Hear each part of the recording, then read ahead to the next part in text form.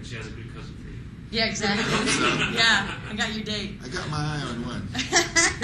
The one who plays her cousin in the movie. Yeah, Oh. yeah, the real cousin Nikki. She's hot.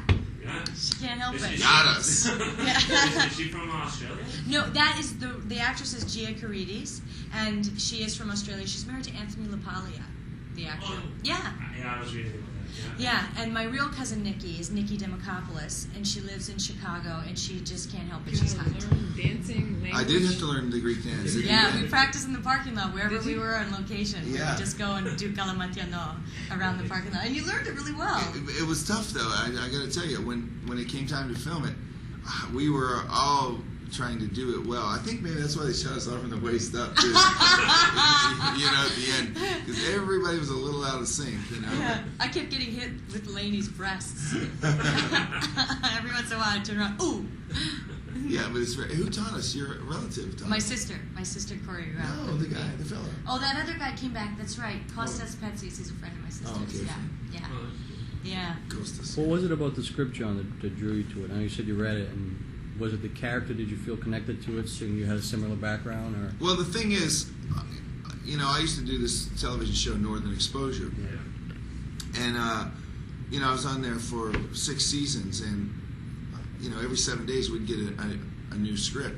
And we had great writers on that show. So, I spent a lot of years just turning pages and knowing a good script when I read one that told a great story, and one that didn't, the one that fell flat, and one that had no sense of humor.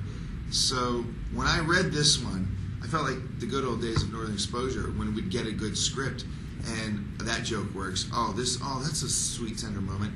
And when I closed it, I just knew that I read a great script, and I wanted to be part of it. That's so nice. Thanks. It's true.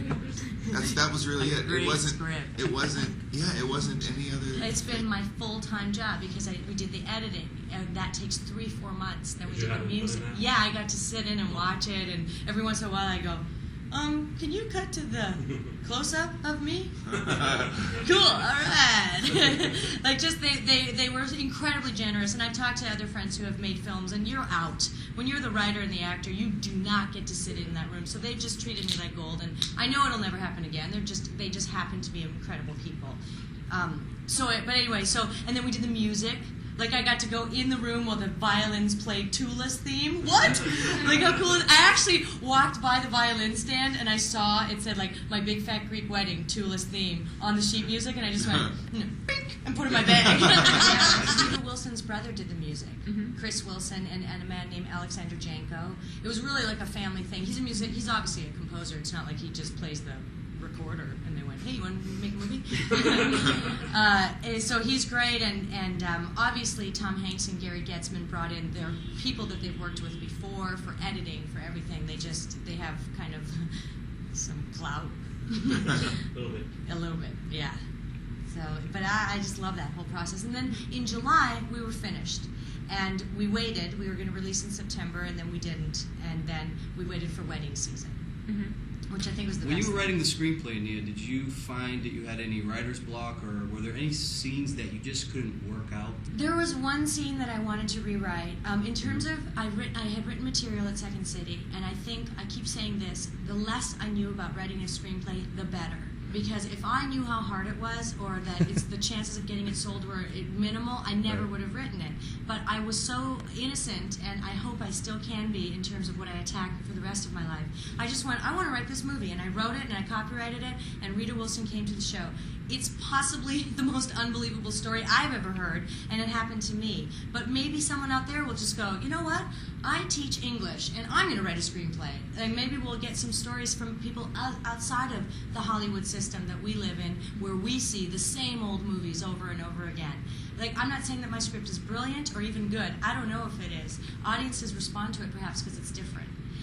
The one scene I wanted to change is when we were rehearsing a moment, we felt like a real connection, and we really liked where those characters were going. So I asked John if I could just rewrite the one scene, the proposal scene, and it used to be 15 lines long, and we just went and just cut it, just cut, down to the bare bones of the scene, which I learned as a writer, that's all That's all that matters, is the bare bones. And it's like a 6-line scene now.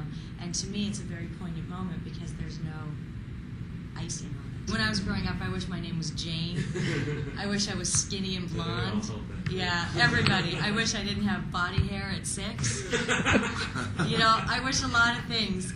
And now when I go to my white bread friends' houses and, you know, we're having a nice piece of steak, I'm like, could you put some oregano on this and a little bit of lemon? It'd be really good. You know, like I have completely embraced my ethnicity, and I feel now like, even though I do feel like I have the weight of Greece on my shoulders, that I am representing us, and I hope to do it well. Well, you know, yeah, exactly. When you're reading a script, there is that scene that you're like, oh man, I wish I didn't have to do this, you know, because it's just embarrassing to do some things like that, you know. But they were really sweet and laughed at me and made me have fun. And Nia says I captured something that her husband went through during that. You know, he did the same thing. During the baptism, the real baptism, I felt like we were possibly humiliating Ian. And we were definitely humiliating him. And I felt bad for him, and I looked up at him, and I just thought, oh, why am I doing this to you? And he just turned and looked at me with this look of just absolute unconditional love. I was like, you like me. Like, that's incredible that you're doing this. And John turned in the same moment when we were doing the baptism and just looked, like, with such innocence in his eyes and just, like, this is okay. Like, was the look on his face. And I just thought, man, it's just, he's the right guy to play the part. No. Yes. Oh, you are? No. Nice.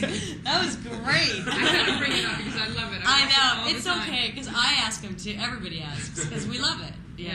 Everybody I know was like, Ask Yeah. Ask about and that. he's coming back. All day long. I know. They're going to have to wait for a while because, you know, it's, even if I was, it would be a while. But I know where they can see me soon. They can see him in a movie theater. 8:10. That's right. In a movie theater. Here. Actually, a final question for me for Nia. Do you have any advice for any young Greek American filmmakers that are trying to make it into the business? Oh, yeah. Just tell our stories. We got lots. Okay. Any future projects? Yeah, I'm going to Greece. It was amazing. That's everybody got to Beginning know to it. the end, we were laughing from the very first scene. What was it? The moussaka in the Yeah. cafeteria. In We the could all relate Greek to school. that. When you guys were at the house that your parents bought you, she turns to me and she's like, it's right next door. No! I said, That's awesome! She's